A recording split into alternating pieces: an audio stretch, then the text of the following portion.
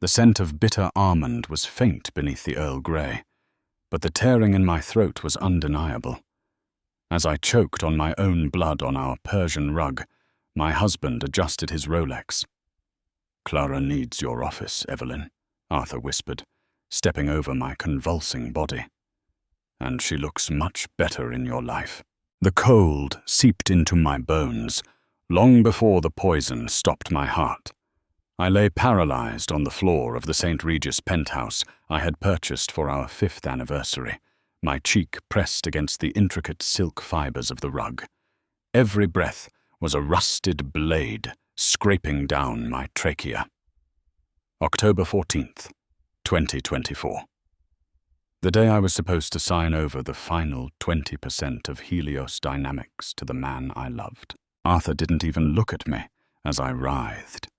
He walked over to the mahogany bar, poured himself 3 fingers of Macallan, and took a slow, appreciative sip. Then the bedroom door clicked open. Clara stepped out. She was wearing my custom Chanel silk robe, the deep emerald green one I had bought in Paris. Her bare feet padded softly against the hardwood, her lips painted in my signature crimson shade. She didn't look horrified.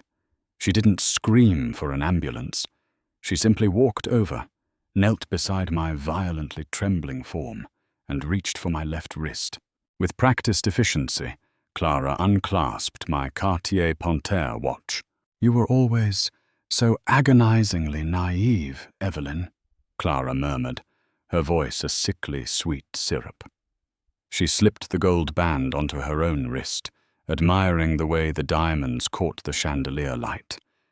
"Did you really think your mysterious illness was just chronic fatigue? Arthur's been grinding thallium into your daily vitamin capsules for 3 years. The cyanide in the tea was just expediting the inevitable." We were tired of waiting. My lungs screamed for oxygen. The edges of my vision darkened into a tunnel of grey static.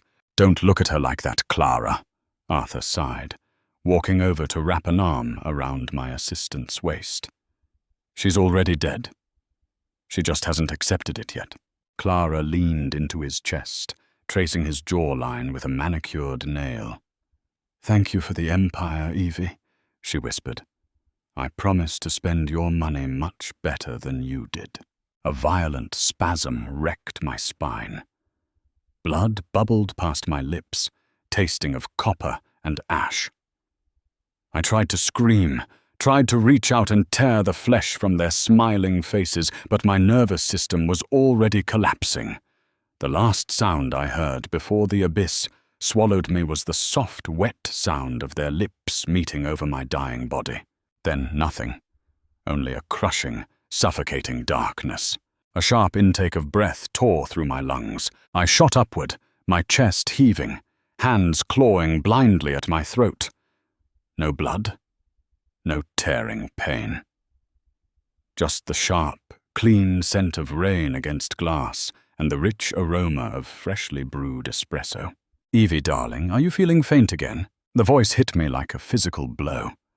I froze, my eyes snapping open. I was sitting in a plush leather chair in the study of our old townhome. The heavy oak desk sat between us. Across from me sat Arthur. He wasn't wearing the Rolex. He was younger, his face unlined by the stress of our corporate expansions, his hair a little thicker. He was leaning forward, a look of manufactured concern plastered across his handsome face. My gaze darted to the window. Outside, the spring rain was washing the Chicago streets. The calendar on his desk read May 12th, 2021. 3 years. I had been dragged backward through the fabric of time by exactly 3 years and 5 months. "Evelyn?" Arthur reached across the desk, his warm fingers brushing my wrist. I violently flinched, snatching my hand back as if he had burned me. My heart hammered against my ribs like a trapped bird. My breath came in shallow, jagged gasps. I looked down at my hand. Clutched in my trembling fingers was Arthur's favorite Mont Blanc pen. Beneath it lay a stack of legal documents. Asset transfer authorization. It was the $30 million seed funding. The money I had blindly pulled from my family's trust to finance Arthur's acquisition of the subsidiary that would eventually become Helios Dynamics. The very empire they would murder me for. Darling, you're shaking, Arthur said softly, standing up and moving around the desk. It's that chronic fatigue acting up again. Here. He reached into his tailored vest pocket and produced a small silver pillbox. He popped it open, offering me a pristine white capsule. Take your supplement. You'll feel better. Arthur's been grinding thallium into your daily vitamin capsules for 3 years. The memory of Clara's mocking voice rang in my ears. A wave of nausea so violent it blurred my vision, slammed into me. The man standing before me wasn't my loving husband. He was my executioner, calmly handing me a microscopic dose of death. I dug my fingernails into my palms, so hard that the skin broke, letting the sharp, grounding pain anchor me to reality. I could not scream. I could not lunge at his throat. If I did, I would be committed to a psych ward, and he would take everything anyway. No, I managed to say, my voice a raspy whisper. I cleared my throat, forcing the muscles in my jaw to unclench. No, I have a migraine. A terrible one. The light is blinding. I dropped the Mont Blanc pen. It clattered against the mahogany desk, a beautiful, final sound. Arthur's mask of concern slipped for a fraction of a second, revealing a flash of deep, ugly irritation. Evelyn, the notary is waiting downstairs. Just sign the paperwork, and you can go lie down. I can't even read the text, Arthur, I lied, standing up slowly. My legs trembled, but I forced my spine straight. I'm going to be sick. Tell the notary to go home. We'll do it next week. Evie, I said I am going to be sick, I snapped, letting a fraction of my genuine, venomous rage bleed into my tone. Arthur blinked, taken aback.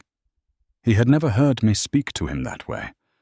I was the compliant, sickly wife who existed only to fund his brilliance. He held up his hands in a placating gesture. All right. Go rest. I'll handle it. I turned my back on him and walked out of the study. Every step was a monumental effort of will. As the heavy door clicked shut behind me, I leaned against the corridor wall and slid to the floor, burying my face in my hands. I was alive. I was 3 years in the past. And the people who killed me were walking around without a single consequence, oblivious to the fact that I remembered every second of my own murder. The detox process was a silent, agonizing hell. The day after I refused to sign the transfer, I drove 3 hours out of the city to a private, discreet toxicology clinic under an assumed name.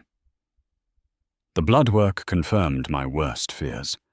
Elevated levels of thallium, just enough to cause lethargy, brain fog, and muscle weakness without triggering an acute medical emergency. Arthur was pacing it perfectly. I spent the next 2 months secretly purging the heavy metals from my system. I stopped taking anything Arthur handed me, flushing his supplements down the drain and replacing them with identical empty capsules. To keep up appearances, I feigned weakness when he was home, spending days in bed, playing the pathetic, dying bird he so deeply despised. But when the front door locked behind him, the bird turned into a bird of prey. My first calculated move was securing my wealth. Arthur had access to my checking accounts, but the bulk of my inheritance was locked in a blind trust. In the previous timeline, I had given him power of attorney. This time, I quietly liquidated the $30 million meant for his seed funding and moved it into an offshore corporate shell based in Delaware, entirely untouchable and untraceable to my name. I hired the most ruthless private investigator in Chicago, a former federal agent named David, to shadow Arthur's every move.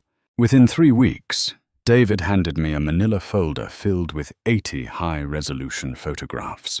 I sat in the dim light of a rented office space, flipping through the images with a steady hand.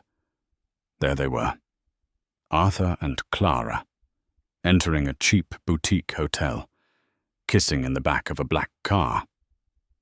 Clara, 24 years old, hungry, ambitious, and currently a mid-level account manager at Vanguard Communications. In the old timeline, Arthur had met Clara at an industry mixer, brought her into his new company, and pressured me to make her my personal assistant to help with my illness. That was how she got into my house, my closet, and my bed.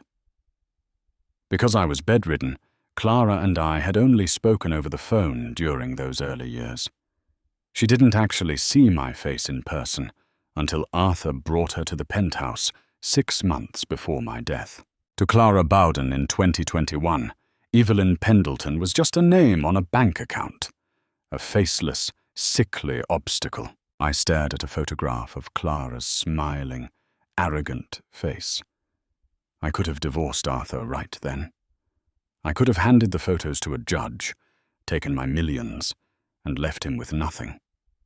But simply leaving them impoverished wasn't justice. It was a slap on the wrist for a brutal execution. They had stolen my life, my company, and my dignity. I was going to let them build their house of cards, and then I was going to become the wind. By September of 2021, my physical transformation was complete. The thallium was out of my blood. The dull, sickly pallor of my skin was gone, replaced by a sharp, healthy vitality. I stripped away every remnant of the woman Arthur had molded me to be. I chopped my long, platinum blonde extensions into a sleek, razor-sharp black bob. I threw away the soft pastel dresses he preferred and bought a wardrobe of structured, tailored Armani suits in obsidian and blood red.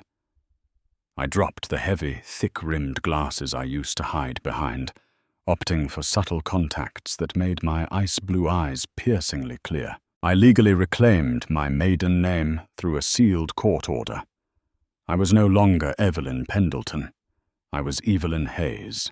Using my Delaware shell company, I initiated a hostile buyout of Vanguard Communications.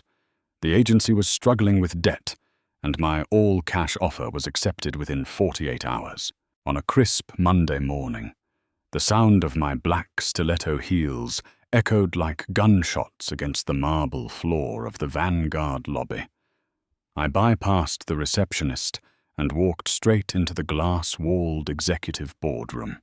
The entire senior staff was assembled, murmuring nervously about the mysterious new owner who had swept in and fired the old CEO over the weekend.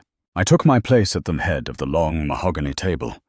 I placed my leather briefcase down with a heavy, authoritative thud. The room instantly fell dead silent. My eyes swept across the room and stopped. Sitting 4 chairs down on the right was Clara Bowden. She looked exactly as she had the day she watched me die. The same glossy brown hair, the same calculating, hungry eyes. She was wearing a cheap knockoff of a Prada blazer, sitting up perfectly straight, practically vibrating with the desire to be noticed by the new boss. A cold, electric thrill shot down my spine. The urge to leap across the table, wrap my hands around her throat, and squeeze until her eyes bulged was so visceral I could taste the copper in my mouth. But my hands, resting on the polished wood of the table, did not so much as twitch. My jaw was locked, my expression a mask of absolute, terrifying calm. "Good morning," I said.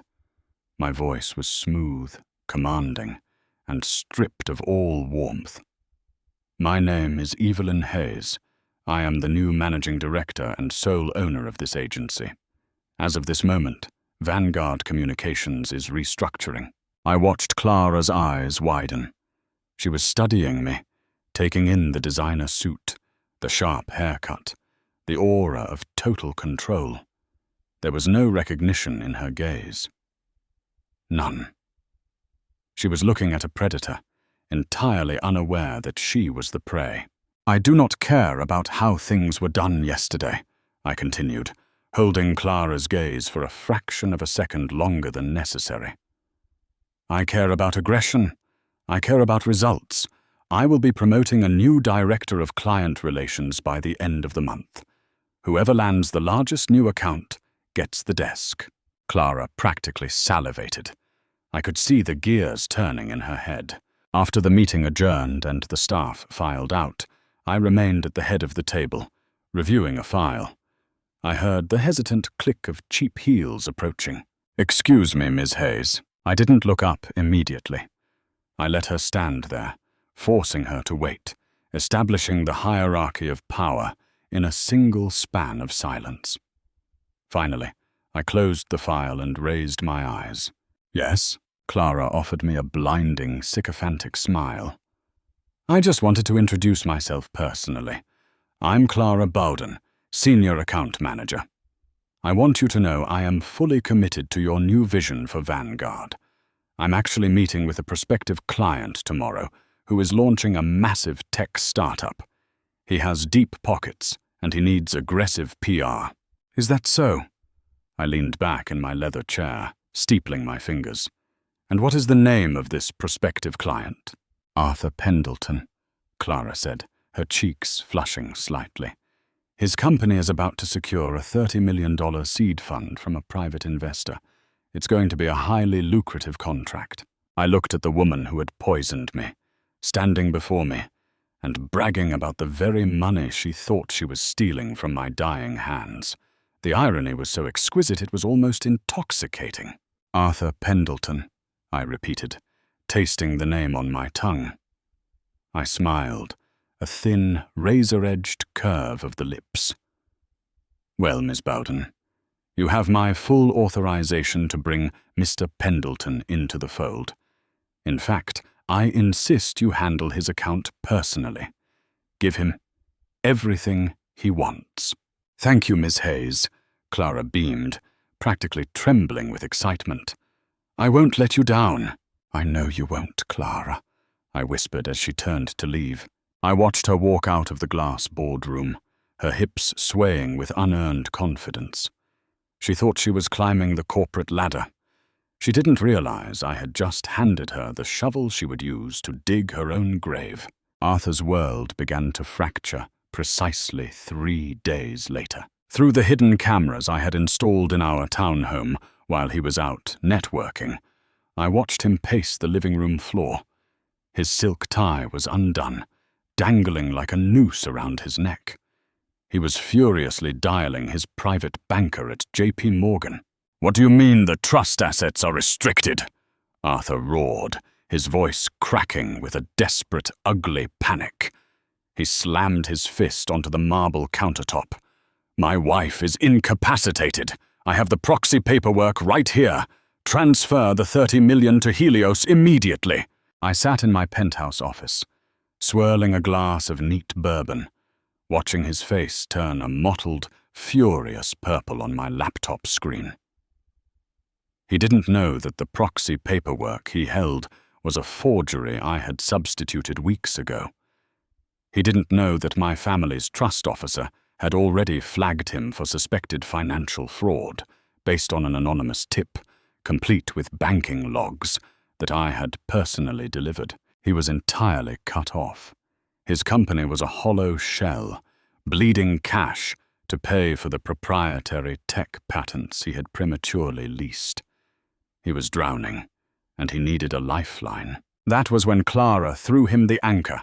"Ms. Hayes," Clara said, stepping into my office the following morning. Her voice lacked its usual arrogant bounce. Dark circles were beginning to form under her heavy makeup, a direct result of the impossible deadlines and brutal performance metrics I had personally assigned to her. "Mr. Pendleton is downstairs. He's facing some temporary liquidity issues with his primary investors, but his tech is revolutionary. If Vanguard's parent fund can provide a bridge loan of $15 million, he's willing to give us 51% controlling interest. I didn't look up from my tablet. I let the silence stretch for 10 agonizing seconds. I heard her shift her weight from one foot to the other, the cheap leather of her pumps squeaking against the hardwood. 51%, I murmured, finally raising my eyes. He's desperate. He's ambitious, Clara corrected quickly, her eyes flashing with that familiar, predatory greed. She thought this was her ticket to the top. If she brought in a multi-million-dollar tech acquisition, she would be unkillable. And he's willing to sign today. Bring him up, I said. When Arthur walked into my executive suite, he looked 20 years older. The tailored lines of his Brioni suit couldn't hide the slight tremor in his hands. He was sweating, a thin sheen of grease coating his forehead. He stopped dead in his tracks the moment his eyes landed on me. I sat bathed in the harsh light of the floor-to-ceiling windows, my black bob framing a face he had seen every day for 5 years, yet a face he could no longer comprehend. I watched his pupils dilate. I watched the blood drain from his lips. He stammered, his hand freezing mid-air as he reached for an introduction. "Evelyn," he breathed, his voice a ghost of a whisper. I didn't blink. I didn't smile. I let my ice-blue eyes lock onto his with the freezing indifference of a stranger. "It's Ms. Hayes, Mr. Pendleton," I said, my voice cutting through the room like a piano wire. "Please, take a seat." Arthur swallowed hard, his Adam's apple bobbing violently. He looked at Clara, then back at me. His palms were visibly damp as he wiped them against his trousers. "I apologize. You look remarkably like my wife. It's uncanny."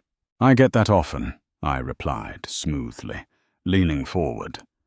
"People tell me I have a very familiar face, usually right before they regret crossing me." Arthur forced a hollow, rattling laugh that died quickly in his throat.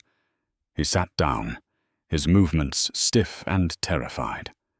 He was looking at his wife, but every psychological cue told him this woman was a billionaire titan who held his life in her hands. The cognitive dissonance was eating him alive. "Let's get straight to the terms," I said, sliding a thick stack of legal documents across the glass desk. The heavy paper slid with a soft, ominous hiss. "A $15 million bridge loan. In exchange, I receive 51% of Helios Dynamics. Furthermore, the loan is secured against your personal assets. If Helios defaults on a single monthly payment, the parent company seizes everything: your patents, your liquid accounts, and your real estate, including your townhome." Arthur's breath hitched. He stared at the clause, highlighted in yellow. This is incredibly aggressive, Ms. Hayes. If we hit a single regulatory delay, I lose my home." "Then don't delay," I said, my voice deadpan. "Clara here assures me you are a sure bet. Unless, of course, Ms. Bowden's judgment is flawed. If so, I can replace her by lunch." Clara gasped, her face turning pale. She lunged forward, her fingers digging into the edge of my desk. "No, Ms. Hayes, I assure you, Arthur, Mr. Pendleton is completely solid. Arthur, sign it. This is the only way." She was so eager to secure her promotion that she was pushing her own lover into the slaughterhouse. Arthur looked at Clara, a flash of resentment darting across his eyes. Then he looked at me. I offered him no warmth, no reassurance. I simply picked up a heavy, silver Mont Blanc pen, the exact model I had dropped in his study months ago, and held it out to him. His hand shook so violently, the metal cap clinked against his wedding ring. He gripped the pen, his knuckles turning white, and signed his name at the bottom of the page. "Arthur Pendleton." "Excellent," I said, taking the contract back. I turned my gaze to Clara. "Clara, be a dear and fetch us some tea to celebrate. Earl Grey, with a touch of honey. Clara blinked, surprised by the menial request, but nodded quickly. Of course, Miss Hayes. When she returned 5 minutes later carrying a silver tray, her hands were trembling from the sheer stress of the meeting. She poured the steaming amber liquid into 3 porcelain cups. As she handed me my cup, her wrist wobbled. A tiny splash of boiling tea scalded her thumb. She winced, nearly dropping the cup. "Careful, Clara," I whispered, inhaling the rich bergamot aroma. The smell of Earl Grey filled the room, heavy and suffocating. I stared directly into her eyes. A single slip of the hand can be absolutely fatal. Don't you think? Clara froze. The color completely vanished from her cheeks. A look of profound instinctual terror flashed across her face, though she didn't understand why. She stumbled backward, wiping her sweating palms on her skirt. "Yes," she whispered, her voice cracking. "Yes, Miss Hayes." Arthur took a deep gulp of his tea, trying to steady his nerves. He didn't notice the bitter undertone I had ordered the barista to include. Not poison, just pure concentrated extraction of orange peel. But the psychological seed was planted. Every time they saw me, every time they drank, they were suffocating in an environment I entirely controlled. Over the next 2 weeks, the trap snapped shut. I initiated an internal audit of Vanguard's accounts. I discovered a series of discrepancies I had carefully planted using Clara's digital login credentials. $50,000 routed to a dummy account. Clara was called into my office at 4:30 p.m. on a Friday. 2 stern-faced Chicago police detectives were already waiting. "Ms. Bowden," I said, handing a folder to the lead detective. "We've found evidence of corporate embezzlement linked directly to your IP address. The funds were used to pay off the lease on a certain black boutique hotel room." Clara's jaw dropped. She looked at the documents, then at the police. "No, this is a mistake. I didn't do this. Arthur told me." "Take her away," I said, cutting her off without a shred of mercy. As the handcuffs clicked around her wrists with a sharp, heavy metallic snap, Clara began to scream, her manicured nails clawing at the air. Her face twisted in an ugly, tear-stained mask of pure shock. She looked at me, begging for help, but she found only the cold, unyielding wall of her own undoing. The rain returned on October the 14th, 2024, exactly 3 years to the day after I gasped out my final breath on a Persian rug. I stood in the center of the St. Regis penthouse. I had purchased the property back from the bank after Arthur defaulted on his very first bridge loan payment. Every asset he owned had been systematically liquidated, seized, and funneled into my corporate accounts. He was entirely ruined. He didn't even have enough money to post Clara's bail, leaving her to rot in a county holding cell for months, screaming about a conspiracy no one believed. Now the heavy mahogany front door clicked open. Arthur walked into the penthouse. He didn't look like the arrogant executive who had adjusted his Rolex over my dying body. His clothes were rumpled, smelling faintly of stale sweat and cheap gin. His hair was wild, his eyes bloodshot and hollowed out by months of sheer, unadulterated terror. He had been served with an eviction notice that morning. He stopped when he saw me sitting on the long velvet sofa. "Miss Hayes," he croaked, his voice cracking like dry timber. He took a hesitant step forward, his hands twitching at his sides. What are you doing here? The bank said the property was sold to a private buyer." "It was," I said softly, standing up. I was wearing the deep emerald green Chanel silk robe, the very one Clara had stolen from my closet. I had tracked it down to a storage locker Arthur had abandoned and had it meticulously dry cleaned. Arthur's eyes fixed on the green silk. Then his gaze travelled up to my face.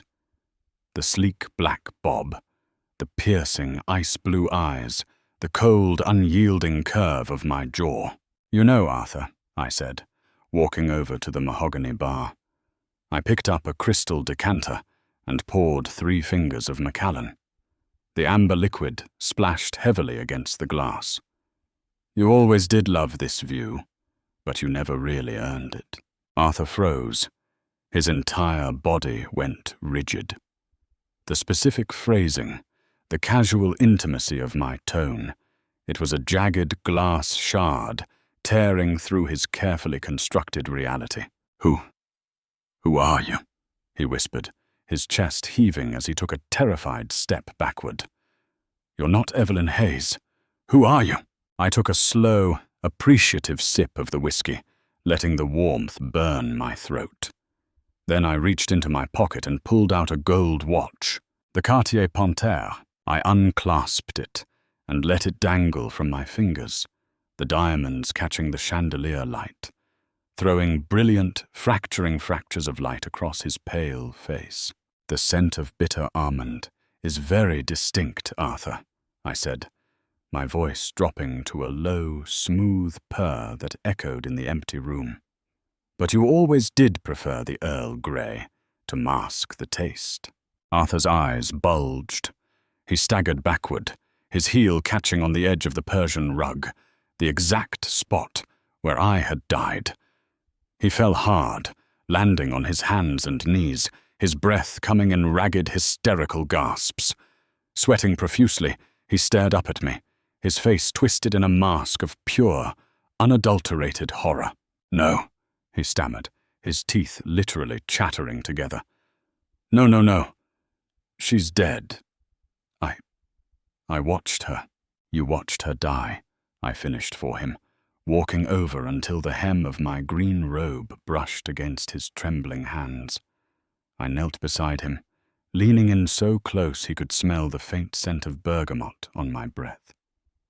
"But you forgot one very important detail, Arthur. I built the empire, and I always keep the receipts." The first major twist struck him like a physical blow. "Did you really think the thallium was your idea?" I whispered, my voice a freezing wind in his ear. "I found your browser history in 2021, Arthur. I knew about the poisoning from the very beginning of this timeline. I let you give me those empty capsules. I let you think I was dying so you would stop looking for other ways to get rid of me, while I quietly dismantled your entire life from the shadows."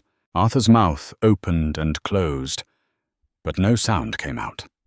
He was drowning in the realization that his entire 3-year plan had been a marionette show, and I had been holding every single string. But I wasn't finished. I stood up, looking down at his broken, shivering form with absolute indifference. "And as for Clara," I continued, tossing a stack of legal documents onto his lap. The papers hit his chest with a heavy, final thud. "She isn't just in jail for embezzlement, Arthur. She's there because of you." Arthur blinked through his tears, looking down at the paperwork. It was a certified copy of an anonymous deposition given to the district attorney's office, signed by Clara Bowden. "She flipped on you, Arthur," I said, delivering the second devastating twist. "I visited her in jail last week. I told her that you were the one who set her up to take the fall for the corporate fraud so you could run away with the Helios patents. She was so consumed by rage, so desperate to destroy you for betraying her, that she confessed to everything. She gave the police the exact locations of the illegal offshore accounts, the forged proxy documents, and the hidden ledger of your attempted wire fraud." Arthur let out a low, pathetic wail. He clutched his head in his hands, his fingers digging into his hair as his entire world completely collapsed into ash.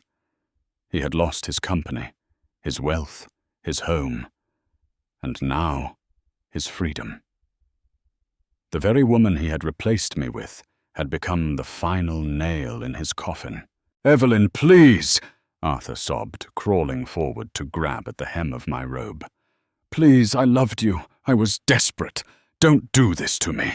I stepped back, easily pulling the silk from his slimy grip. The sound of heavy footsteps echoed from the corridor outside. The penthouse door swung open. 2 uniformed police officers, accompanied by David, my private investigator, stepped into the room. "Arthur Pendleton," the lead officer said, drawing a pair of heavy steel handcuffs from his belt. "You're under arrest for grand larceny, financial fraud, and conspiracy to commit corporate espionage."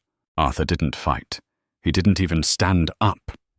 They dragged him to his feet, his knees buckling, his face a wet, smeared mess of tears and sweat. As they turned him toward the door, he looked back at me over his shoulder one last time, a look of profound, agonizing regret that he would carry with him to a prison cell for the rest of his miserable life. The heavy mahogany door clicked shut behind them. The penthouse fell completely silent. The only sound left was the gentle, rhythmic patter of the autumn rain against the glass. I walked over to the window, looking out over the glittering lights of the Chicago skyline. The weight that had crushed my chest for 2 lifetimes was finally gone. I raised my glass of Macallan to the glass, watching my own reflection. My hands were perfectly steady. My mind was perfectly clear. I had taken back my life, my name, and my empire. I was Evelyn Hayes, and I was finally, beautifully free. Now write the conclusion, and as specified in the prompt rules. Start with the label CTA on its own line. Do not write any other text.